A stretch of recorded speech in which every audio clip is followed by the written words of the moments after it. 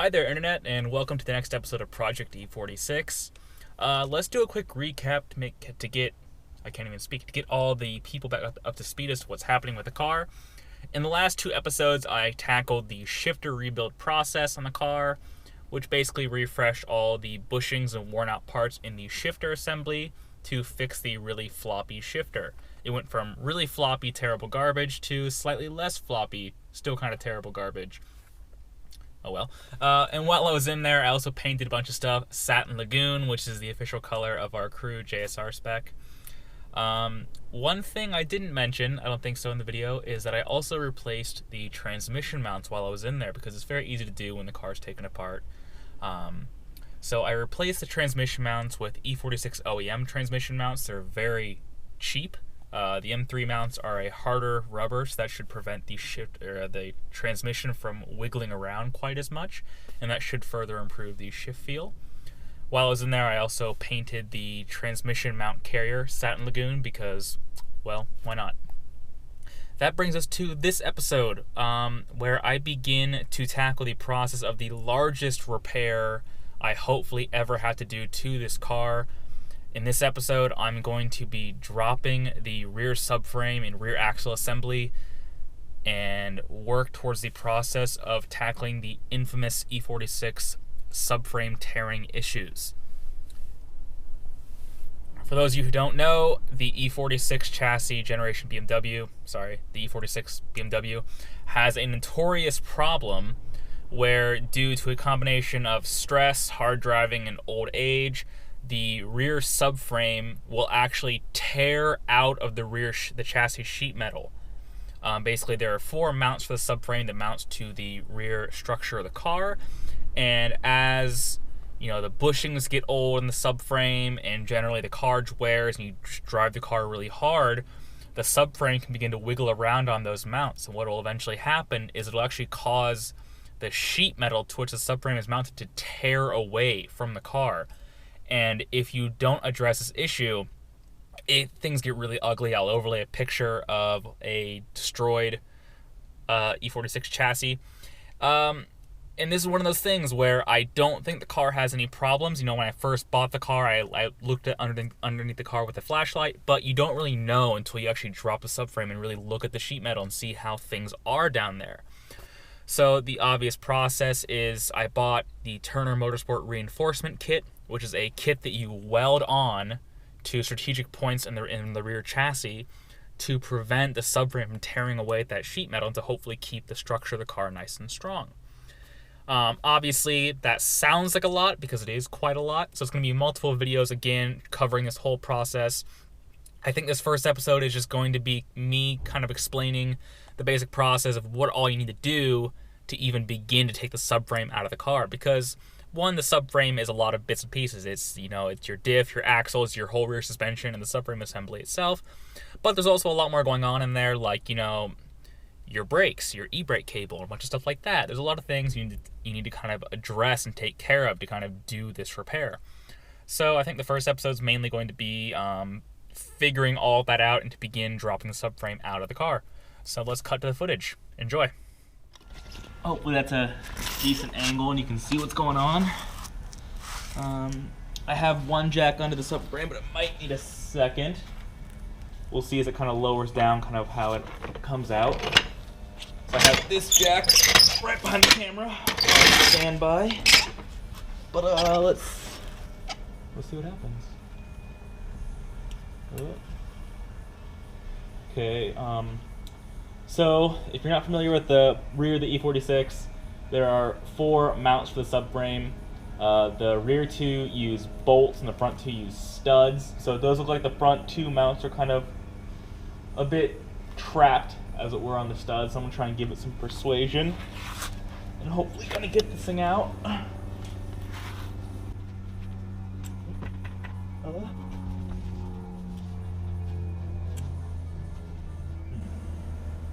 Let me grab a pry bar. Ow, motherfucker, that was sharp. God damn.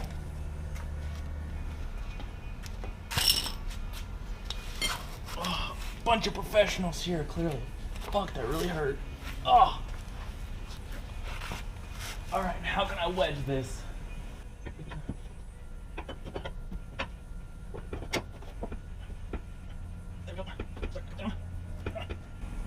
Ah! All right.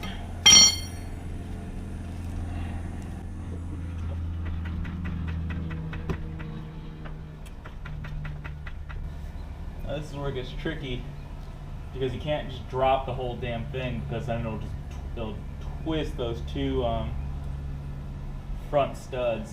So I need to figure out a way to get some leverage on that. Move all this fucking shit out of the way so I don't smash my head again, because fuck, that really hurt. Alright, I'm slightly off camera, so I'm not sure how well you can see me, but I'm trying to line my angle up here to the front subframe mount. I'm using a chisel and a dead blow hammer. Let's see what sort of progress we can make here. Not very much.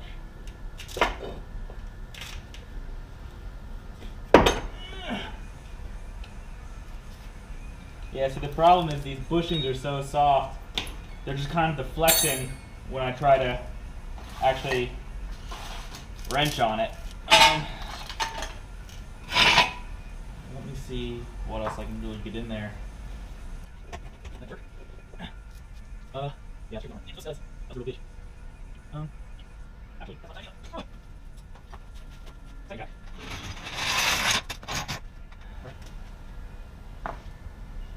So again, I'm not sure if I'm on camera or not, but what I'm going to try and do is I've stacked one of the stock springs onto a second jack, which, just eyeballing it, should fit up against one of these subframe mounts. I can kind of use it to leverage the whole thing.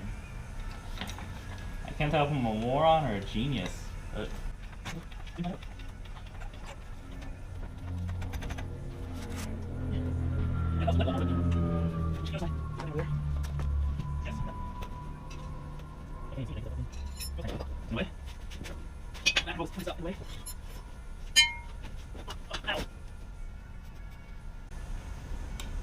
So this side fortunately seems freer.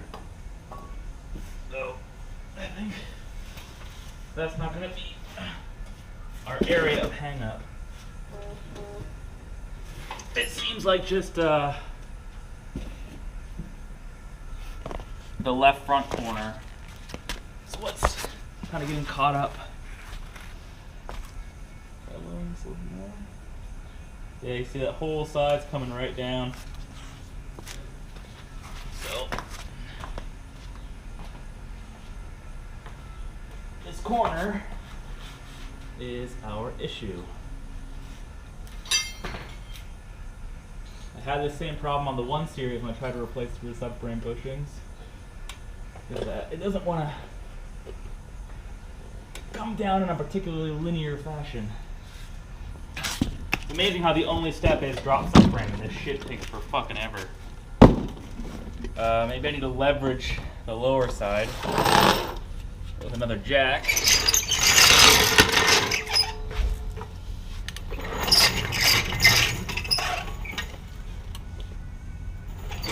Alright, get that under the hub.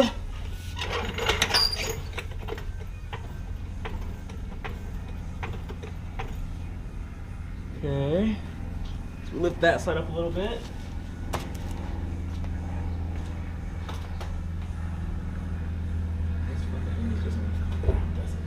Oh, there we go. Yeah, a real professional's touch. Grab the whole subframe and jerk the hell out of it. Who knew? All right. So let's just continue. There we go. Okay, I'm gonna lower this one a little bit. Alright. Oh, the bushings are out. Good. Alright. Easy. Whoa. Alright. So we're gonna lower each part out. Alright. My ghetto jack solution's a little bit scary, but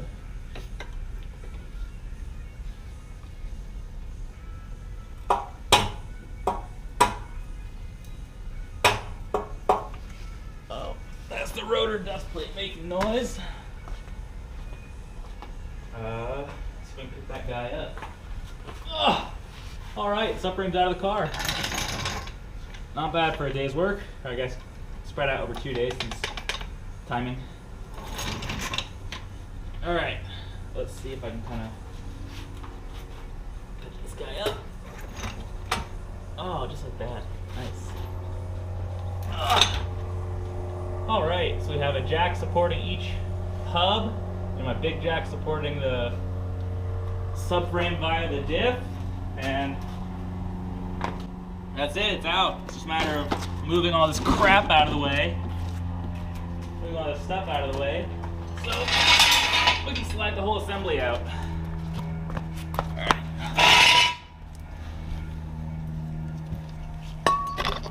Okay, still recording.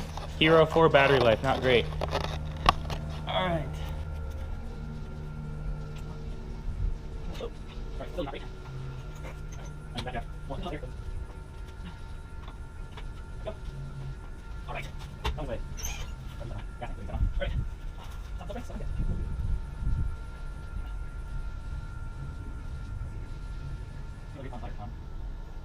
Yeah.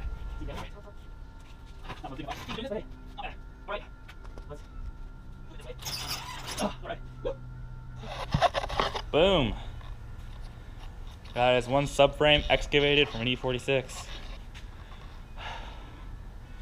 Hopefully we can disassemble everything so I can I can degrease everything and paint the subframe set in Lagoon.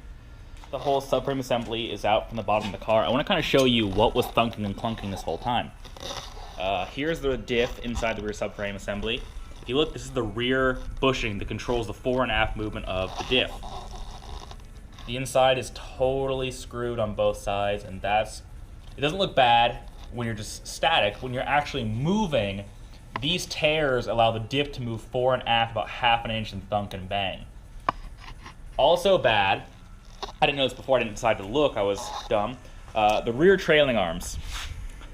Here's your rear trailing arm. It attaches your hub to the front of the chassis, kind of locates it. This bushing, these are a common problem with the E46 chassis. The bushings they just die. Looks like an OEM bushing. I'm not sure if it's original, but I'm not sure if the camera can pick it up. It's kind of a tight fit with this cover, but the bushing's just totally shot. So I need to order rear trailing arm bushings with limiters so that doesn't happen again. That one's not as bad as this one, which, as you can see, the bushing is totally shifted. It's not dead on. This side right here is totally torn through, and that's why it's totally moved to sides. This is trash. So we're going to have to order new trailing arm. See, look. Let me try and get the light on that. That's totally shot. It shouldn't be all cockeyed like that because the bushing is totally torn from the mount. This one isn't quite as bad, but it's just shot. It's old. So we're replacing all of it. We're replacing all the things. All right, so there it is. That was the subframe removal process for the E46.